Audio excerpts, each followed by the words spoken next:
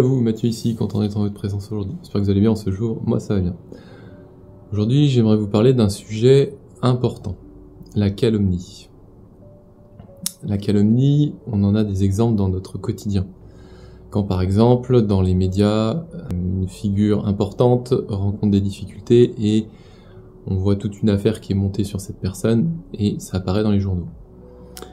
On a d'autres exemples aussi dans notre vie quand justement on a quelqu'un qui se comporte mal et que l'on se permet de juger cette personne ou de critiquer cette personne. On a plein d'exemples comme ça de la calomnie dans notre quotidien et c'est dans cela on va parler encore une fois ici. La calomnie, c'est quelque chose qui n'est pas évident dans le sens où quand quelqu'un fait une faute, le fait de appuyer cette faute fait qu'on se met nous-mêmes à critiquer cette personne. Et justement, j'aimerais attirer votre attention sur ce point-là. C'est pas parce qu'une personne est connue qu'une affaire vient être connue au grand jour que l'on doit se permettre d'accuser cette personne.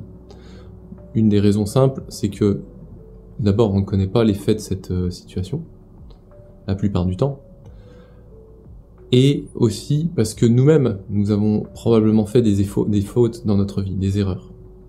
Et vouloir blâmer quelqu'un au point de le calomnier, c'est oublier que nous-mêmes, nous avons été des personnes qui avons fait du tort peut-être. Probablement. Et plus le temps passe, plus on est devant une évidence qu'on a, à un moment donné dans notre vie, chuté et causé du tort ou du trouble. Donc vouloir continuer cette série de calomnies sur les autres n'a vraiment aucun sens. Et c'est pourquoi justement, dans cette vidéo, on va parler justement de comment sortir de la calomnie. D'abord, reconnaître cette calomnie qu'on peut avoir quand on a quelqu'un autour de nous qui fait de mauvaises actions et qu'on se permet de le juger, c'est des premiers signes de la calomnie qu'on peut mener. Également, quand on se sent un petit peu supérieur par rapport à une autre personne qui aurait chuté, là ce serait un peu plus de l'orgueil, mais c'est un peu des signes justement de ne pas considérer que l'autre a fait du tort et que nous-mêmes nous avons aussi fait du tort dans notre vie. Donc justement, revenir dans un premier temps à observer déjà les premiers signes, ça c'est important, et ensuite comment on agit. Quand on observe qu'on va être sur le point de calomnier quelqu'un, c'est d'abord se rappeler que nous-mêmes, est-ce qu'on est déjà bien au clair, et ensuite peut-être d'abord se taire sur une situation, et puis si on est un petit peu plus aguerri, souhaiter le meilleur à cette personne. Souvent quand une personne fait des fautes, c'est qu'elle va mal, qu'elle rencontre des situations qui lui sont défavorables, et de cela, elle n'a pas envie d'encore avoir quelqu'un en plus qui lui cause du trouble. Donc c'est à nous justement, si on est dans cette position de ne pas être la personne qui cause le trouble, mais plutôt qui est spectateur de cette personne qui cause le trouble, c'est justement de se taire, et puis ensuite, progressivement, d'espérer que cette personne va s'en sortir. Le simple fait de lui souhaiter le meilleur, c'est une manière aussi pour nous, un jour, si on est dans la calomnie, que des gens viennent aussi à nous souhaiter le meilleur pour qu'on s'en sorte. Ça s'appelle la loi de cause à effet. Le karma aussi, si vous voulez. Ça peut paraître simple, et c'est simple. Ce que l'on crée, on le reçoit. Donc soyons prudents justement dans nos paroles, dans nos actions, dans nos gestes, parce qu'on n'est pas non plus parfait à 100%. On a à un moment donné dans notre vie chuté.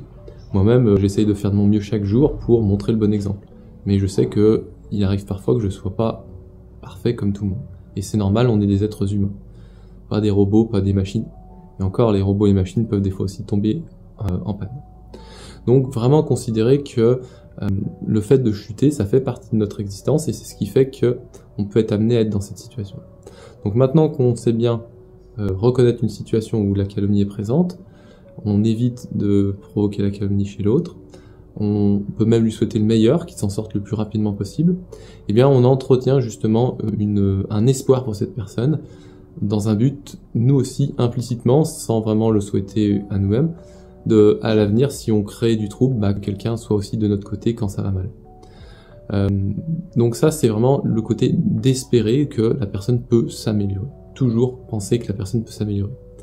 Dans la loi d'ailleurs, si on regarde bien, quand une personne est accusée pour quelque chose, elle est toujours sous le signe de la présomption d'innocence. Et c'est pas pour rien, parce que justement, on peut partir du principe que cette personne est tout à fait au clair et que tant qu'on n'a pas des preuves tangibles, on la considère comme une bonne personne. Et justement, quand une affaire éclate, il peut y avoir des signes mais encore une fois, nous ne sommes pas du côté de la justice. Donc, vaut mieux s'abstenir encore une fois.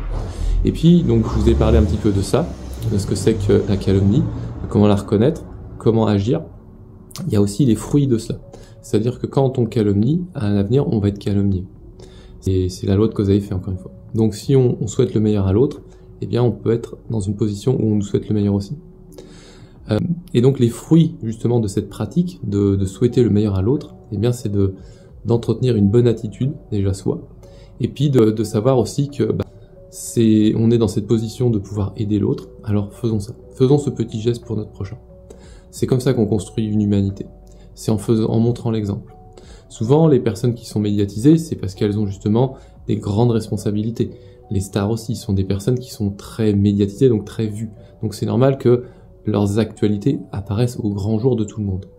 Et nous, qui sommes des individus lambda, pour la plupart d'entre nous, nous restons dans l'ombre, et justement, nous, on vient pas nous mettre au grand jour toutes nos fautes qu'on a faites. Vous imaginez si des gens venaient mettre à jour tout ce qu'on fait dans notre vie? Mais on serait dans des situations à la même chose que ceux qui sont en train de vivre des procès médiatisés, etc. Donc, justement, ces personnes, on pourrait par exemple parler des politiciens, qui sont des fois dans des affaires de corruption ou des abus de pouvoir. Ce sont des personnes médiatisées, publiques. Elles représentent le peuple. Et si elles représentent le peuple, quelque part, elles nous représentent. Et donc, si on voit ça d'un politicien, on peut se poser la question, est-ce que moi, je ne suis pas en train de provoquer l'abus de pouvoir dans mes actions? Est-ce que je provoque pas la corruption dans mes actions? Et commencer d'abord par faire l'effet de miroir, vous voyez? Parce que c'est comme ça que petit à petit on s'améliore. En voyant une situation, on se pose la question, honnêtement, est-ce que je suis dans cette situation-là? Si c'est le cas, faisons en sorte d'en sortir. Si c'est pas le cas, sachons souhaiter le meilleur à cette personne, puisqu'on fonctionne en miroir. Si le miroir ne renvoie pas notre image, alors c'est à nous de renvoyer l'image de nous à l'autre.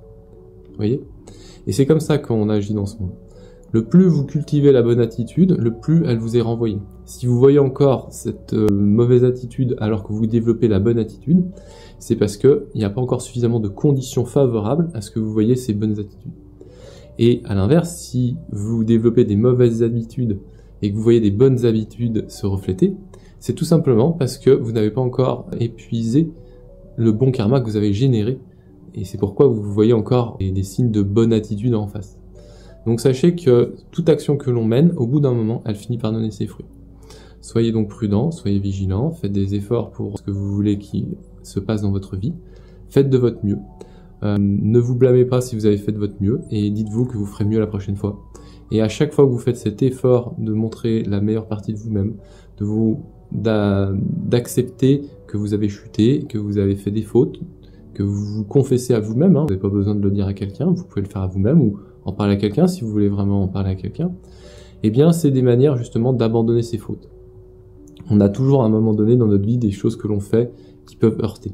Sachons donc s'observer, être vraiment sage par rapport à nous-mêmes et montrons le bon exemple.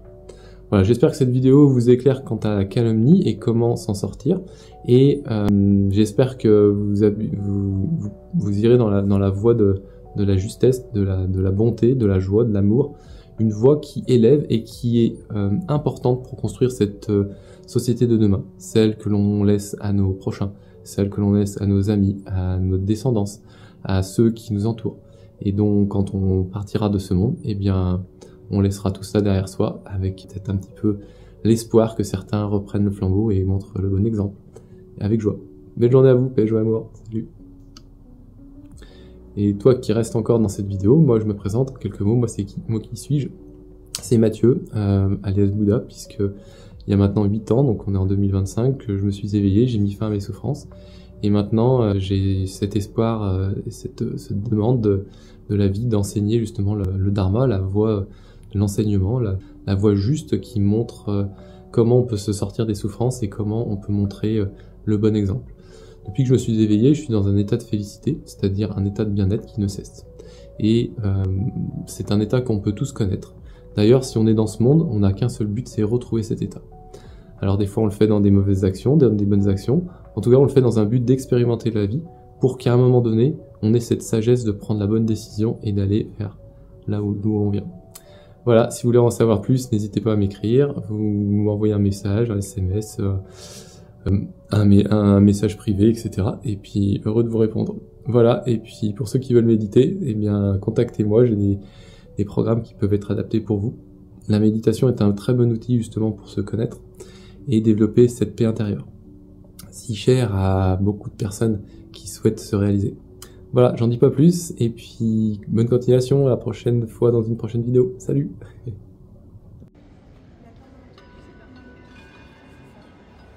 Méditation à au son des bols sur ma chaîne YouTube, le pratiquant.